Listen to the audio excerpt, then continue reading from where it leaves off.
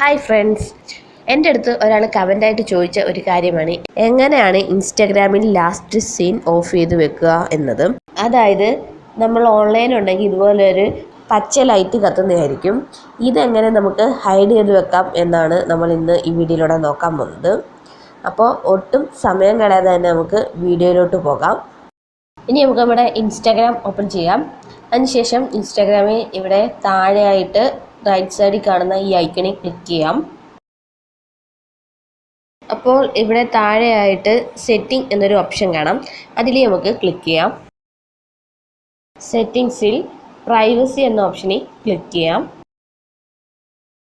പ്രൈവസിയിൽ activity status എന്ന ഓപ്ഷനിൽ നമുക്ക് ക്ലിക്ക് ചെയ്യാം.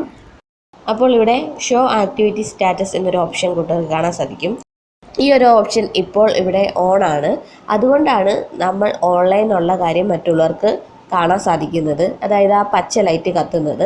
ഇതങ്ങ് ഓഫ് ചെയ്യാമെന്നുണ്ടെങ്കിൽ, ഈ ടോഗിൾ ഓഫ് ചെയ്യാമെന്നുണ്ടെങ്കിൽ പിന്നീട് നമ്മൾ ഓൺലൈനിലുള്ള കാര്യം മറ്റുള്ളവർക്ക് കാണാൻ സാധിക്കത്തില്ല. അതായത് ആ പച്ച ലൈറ്റ് പിന്നെ അവിടെ കാണാൻ സാധിക്കത്തില്ല.